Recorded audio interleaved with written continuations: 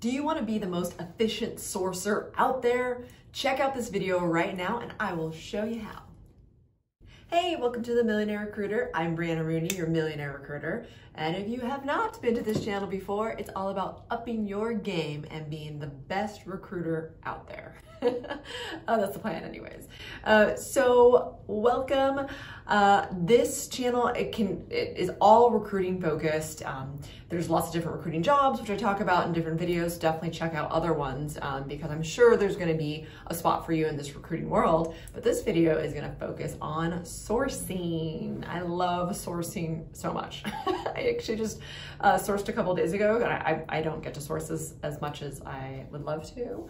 And I just realized, God, just someone getting back to you and saying, yes, Brianna, I love this position. Yes, I love this company. Yeah, here's my resume. Like, I don't know, it's just like such a rush still.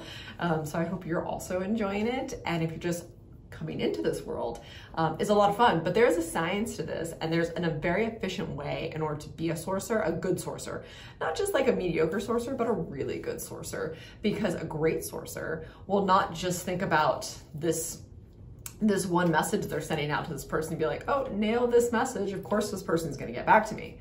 No. Remember, recruiting is all about timing, always. So you could send out, let's see, one message to one person and be like, nailed it. That person never saw it. Why did they not see it? Well, probably because they have like 30 other messages in their inbox, or maybe that day their boss said, great job, so-and-so, here's a bonus. So they're not looking.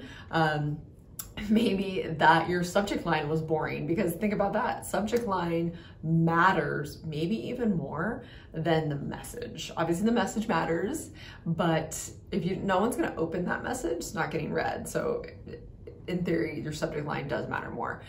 So let's talk all through that for sure. And don't forget, by the way, to definitely put some ideas below in the comments, because I love to hear just some like badass sourcers, like their opinions and their thoughts and what they do. But here's mine.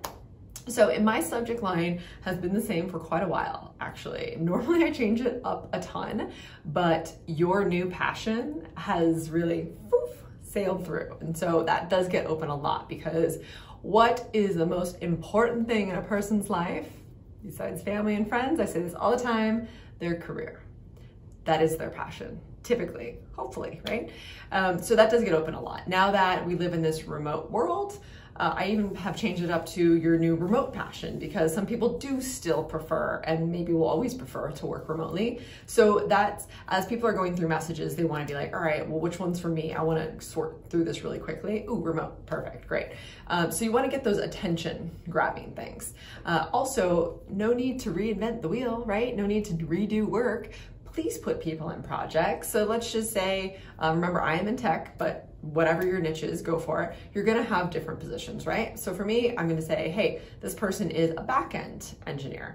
And so I'm gonna have a project for back-end engineer. I might even put it down more based on languages and technologies they use. But let's just say I put all of these back-end engineers that I deem good back-end engineers for whatever I'm searching for. I will probably, if it's just one particular client, I'll put Google backend engineer. That's my project. So I'll hit them all up.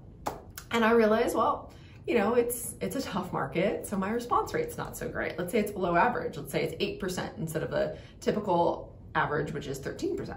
So 8%, great, they get back to me. Some say yes, some say no, whatever. You're always gonna respond to whoever gets back to you, right? That's that good sourcing practice.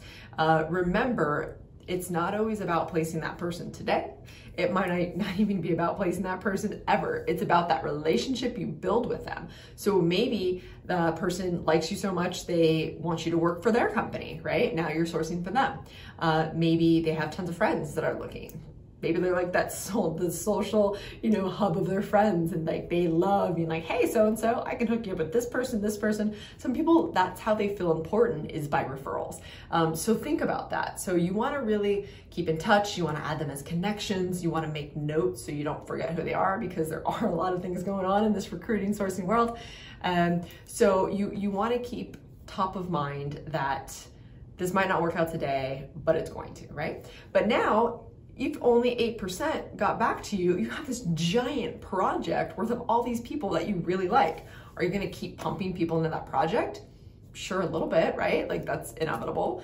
However, follow up, follow up, follow up. If you don't have a sequencing tool, like I use Gem, for example, which will be below, by the way, so you can check them out, and actually I can give you a referral, which is cool. But if you don't have a sequencing tool, then you're gonna want to keep hitting up your projects.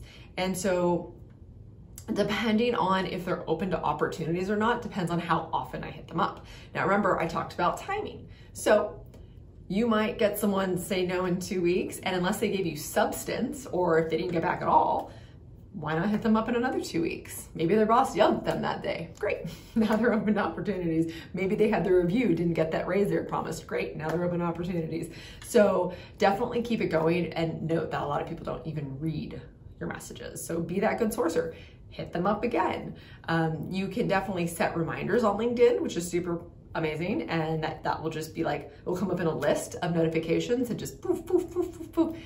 Send them another message. You can keep the same message because again, they probably didn't read it if they didn't respond at all, or you can change it up a little bit. But I, again, wouldn't reinvent the wheel too much. I would just assume that they didn't read it. And then what's funny, I don't know if it's funny because it's kind of sloppy, but I have on accident hit up someone 2 times in a row. I blame it on LinkedIn because it didn't refresh, so I didn't know I hit up this person, but the person gets back and goes, hey, do you know that you just sent me 2 messages? Now, at first it wasn't a positive response. The person was just calling me out for being sloppy. But then I was like, oh my God, yeah, I actually just really wanted to talk to you. So I thought that would get your attention. Great, how's it going? Take a look at so-and-so. You know, and it ended up being a great experience. That won't always happen. And I got really lucky there. But that's what happens sometimes. So if someone sees like the same message, they're like, wait, what's going on? It's just kind of quality control, right? So again, in order to be that great sourcer, you are going to find ways to always capitalize on that work. So let's say you have 500 people on that project. Guess what? You're going to hit up those 500 people in 2 weeks. You're then going to get notifications because they're in a project on if that person ever changes up their LinkedIn profile or adds open to opportunities. That's great because guess what? If someone's updating their LinkedIn, even if they don't choose open to ops, if they're updating their LinkedIn profile, chances are they're preparing to look. So be on it, get back to them, reach out again. And so that's being thorough. And that's, again, you don't have to, because sometimes when you are sourcing, it does get, it can be exhausting going through profile after profile after profile. So if you've already gone through 500 of them, might as well keep hitting them up. I know people get frustrated, like, oh my God, I've hit up this person like 20 times, they've never gotten back to me. Well, those 20 times you either didn't see and just was bad timing. Don't forget to also, remember, I roll with 2 screens. As a recruiter, I truly believe that you need 2 screens, and to get 2 screens is not very expensive. You can get a good monitor for about 120 to 150 bucks, but it makes you go way faster. So I put up on one screen your project with the person's name, right? And then on another screen, I'll have my regular LinkedIn, and I will, because remember, I use Recruiter, but you can use Sales Navigator. It's a good tool too. I'm on regular LinkedIn, and I'm also adding them as a connection. So maybe 1 month, it's like you're hitting them up in mail. The other month, you're trying to add them as a connection and just be like, hey, would love to connect for either now or in the future. Cheers, Brianna. That person connects. Then you send them a message again. And again, it's just all about networking and not doing things over and over again. So please think smart when it comes to sourcing, and think smart when it comes to connecting, because those connections are gold. No one's gonna say like, hey, I haven't talked to you in like 2 years. Well, shame on you as a sourcer to not have reached out to them recently. But when you get like, you know, 2,000, 5,000, 10,000 connections, like, it's a lot of people to keep in contact with, and it's near impossible. But as the great recruiter, the good sourcers, you're gonna try, right? You're gonna keep up with your network. So let's recap really quickly on how you can really be that great, amazing sourcer. Is you're gonna save in projects, you're gonna hit them up. Statistically speaking, 4 to 6 times is when they finally get back to you, because they're gonna start recognizing your name, seeing your message. You're gonna have a great subject line. I really want to stress this, and I know I've talked about this in other videos, but unless they're like really well-known names, please don't put that in the subject line, because just because you know who your client is doesn't mean that the whole world knows who your client is, right? Unless they use them. So I don't suggest doing that. I would suggest either highlighting maybe their new funding, highlighting maybe they're going pre-IPO, maybe the role, maybe it's remote, you know, something like that, something that's really like catchy. Even I've seen high response rate on just, hey, first name, like, hey, Bonnie, hey, David, you know, whatever it is, right? Because they just think like, if someone's mentioning you by name in an email, they probably know you. You know, random, weird, I know, but it actually happens to me. I open emails like that. So that's a good technique. So yeah, so great subject line. And then you're constantly hitting them up, adding them as connections, and realizing that even though you might have a great message, it's not always getting read. So keep putting it out there. Remembering that about 80-85% is done on mobile, keeping your messages short.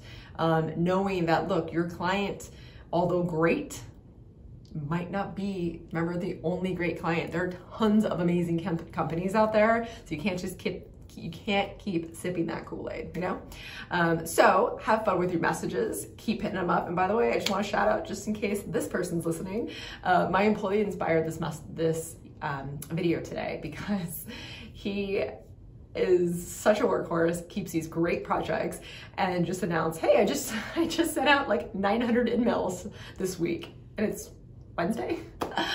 For you guys watching, it's Thursday, but I always record on Wednesday.